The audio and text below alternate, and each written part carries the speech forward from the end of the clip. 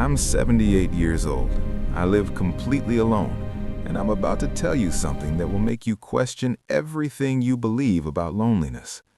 For 12 years, I haven't had a single person living under this roof with me. No roommate, no partner, no family checking in every day. And here's what nobody expects me to say. I've never been happier in my entire life. When my wife Elizabeth died, everyone panicked. The neighbors showed up with casseroles they thought I couldn't cook myself. My daughter called every single day like I might forget how to breathe. My son actually suggested I move into one of those senior communities. You know the type. Bridge on Tuesdays, bingo on Thursdays, organized fun with people you don't really know pretending you're all one big happy family. But here's what none of them understood, and what most people still get completely wrong. I wasn't lonely. I was grieving. And those are two completely different experiences that we've confused for way too long. Missing someone and being lonely, not even close to the same thing. One is about loss. The other is about emptiness. I had loss, deep, painful loss that still hurts 12 years later, but I never had emptiness. And I'm going to tell you exactly why, because what I discovered about Thank you living all for alone coming. will probably I'm excited go to share a against breakthrough. everything your family, Together, your we can make a friends, real and difference. society has told you your entire life. You can sit in a room with 50 people at a Christmas party, everyone laughing and talking and celebrating, and feel absolutely invisible, like you're a ghost watching life happen around you. That's loneliness. But you can also sit in your living room at 7 p.m. with a book and a cup of coffee, completely by yourself, and feel more connected to life than you felt in years. That's solitude.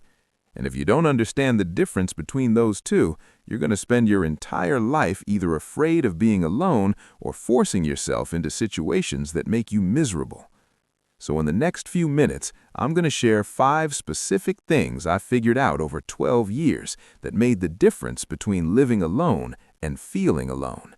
Because here's the truth that took me 78 years to learn. Society has lied to you about what a good life looks like.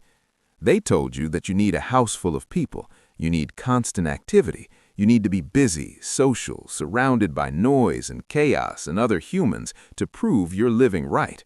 But what if that's completely backward? What if some of us are actually wired differently? What if quiet isn't something to fix? What if being content with less social interaction doesn't mean you're broken or missing some crucial piece that everyone else has? I'm going to show you exactly how I built a life that fits me. Not a life that looks good on social media, not a life that makes my kids stop worrying, a life that actually works. The biggest lie we've been sold is that alone equals lonely. It doesn't, not even remotely close. True loneliness happens when you feel invisible even when people are looking right at you. I've experienced that. Holiday parties where I'm standing in the middle of the room thinking, does anyone here actually know me? Does anyone here see who I actually am? That's the loneliness that destroys people. But sitting in my living room, reading a book, drinking my morning coffee at 7 a.m. while watching the street wake up through my window, that's not loneliness. That's peace. That's solitude. The confusion happens because we've been taught that connection requires constant proximity, that if you're not constantly around other people, you're missing out on connection. Complete nonsense. Connection is about depth, not frequency. It's about whether someone truly knows you, whether you matter to them in a real way, not a polite way. I talk to my daughter Jennifer every Sunday morning at 9 a.m. We've done it for years now. Sometimes 20 minutes, sometimes an hour. We don't force it. But that one conversation gives me more genuine connection than a week of shallow small talk with acquaintances ever could. Some people need daily contact. Some people need it less. The mistake is assuming there's a correct amount. There isn't. What matters is figuring out what you actually need versus what you think you're supposed to need. Here's something I realized about 6 months after Elizabeth died that changed everything. I was eating dinner at 5:30 every single evening, same time I'd eaten it for 40 years. Why? Because that's when Elizabeth liked to eat. She got hungry early, so I adjusted my entire schedule around it without even thinking about it. But one evening, I noticed I wasn't even hungry at 5:30. I was eating out of habit. I was maintaining someone else's routine like a museum exhibit. So I waited, had dinner at 7 instead. It felt strange at first, like I was breaking some unspoken rule, but then it felt liberating. That's when I understood something crucial about living alone. You need structure, but it has to be your structure, not someone else's routine that you're keeping alive. Structure matters because without it, days dissolve into nothing. You wake up, do some random things, go to bed, wake up, repeat.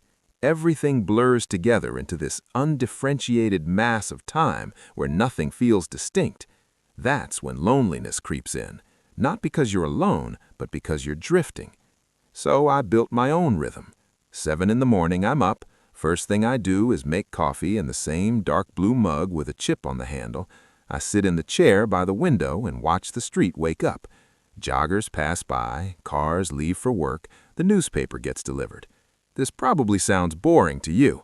Maybe it is, but it's mine. It's intentional. Every morning, I'm telling myself, today is a real day with a shape and a purpose, not just empty hours I'm trying to kill. I read for an hour after breakfast. I take a walk at 10 unless it's raining. Lunch is simple. Afternoons, I work in the garden or fix things around the house. Dinner at 7, news at 8, bed at 10:30. Is it exciting? No. Does it need to be? Also no. The point isn't excitement. The point is rhythm, a framework that makes each day feel distinct instead of identical. When my neighbor Harold asked me to help him with his computer last Tuesday, I knew exactly when I could do it, 3 p.m., right after my walk, before I started dinner prep. My routine didn't trap me, it freed me, because I knew where the flexibility was. People who live with others get this structure automatically. Someone else's schedule creates the framework. Living alone, you lose that external structure, which means you have to create it yourself. But once you do, you're not following someone else's routine. You're living according to your own design. This is going to sound absolutely ridiculous, but I need you to trust me because this matters more than you think. I have a ficus tree named Gerald. Gerald sits by the south-facing window in my living room. I bought him 3 years ago at a hardware store clearance sale for $8. He was half dead, brown leaves scattered around his pot like casualties. Now he's 4 feet tall with glossy green leaves. I water him every Thursday morning, I check his soil, I rotate him so he grows evenly. And here's the thing that changed my life. Gerald doesn't care if I'm lonely. He doesn't have opinions about my social life, but he needs me. Every Thursday, I have to show up. You'd be surprised how much that matters. Having something alive that depends on you creates a tether to the world. It's accountability without judgment, purpose without pressure. It doesn't have to be a plant, could be a pet, could be a garden or birds you feed every morning. What matters is that something living needs you to be present and consistent. On the days when I wake up feeling like maybe I'll just stay in bed, I remember Gerald needs water, so I get up, and once I'm up, the day has started. This is going to sound harsh, but when you live alone, your social energy is finite, limited, precious. You cannot waste it on people who exhaust you or relationships that are mostly performance. I have 3 real friends, Margaret, who I've known since 1963, Doris from my book club, and Helen, who's 84 and also lives alone. 3 people, that's it. But these are people who actually know me, people I'm genuinely glad to talk to, people who don't drain me just by existing. I used to think I should have more friends, should join more groups, should say yes to every invitation. But every social interaction costs something, energy, attention, emotional bandwidth, and not every interaction gives back what it takes. Margaret and I can sit in comfortable silence for 20 minutes. Doris challenges me intellectually. We argue about books and ideas. Helen understands what it's like to live alone at this age. Those 3 relationships are worth more than 20 casual friendships where I have to be polite and pleasant and perform normalcy. Quality beats quantity every single time. One real conversation where someone actually sees you is worth 10 surface-level ones where you're just going through the motions. If you're someone who gets drained by too much social interaction, give yourself permission to have a small circle. There's nothing defective about needing less social interaction than other people. Different isn't wrong. You have to actually like yourself. Because when you live alone, you are your own constant companion. You're spending every single evening with yourself, every morning, every meal, every quiet moment. If you can't stand your own company, you're going to be absolutely miserable. But if you genuinely enjoy your own company, living alone becomes something else entirely. This took me years to figure out, decades actually. I spent most of my life thinking I was too quiet, too boring, too content with simple things. I'd compare myself to gregarious, outgoing people and feel like I was failing at life somehow. I wasn't failing. I was just built differently. I like reading for hours without interruption. I like my coffee ritual each morning. I like watching birds and tending Gerald and going to bed early.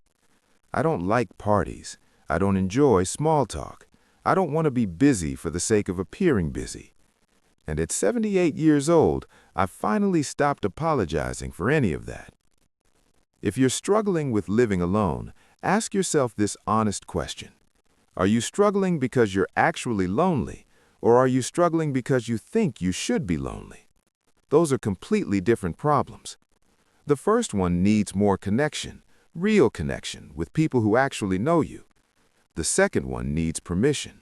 Permission to be content with a quieter life than society says you should want. I miss Elizabeth, I do. 43 years is a long marriage. There's an empty chair at my table that will always be empty. I think about her every single day.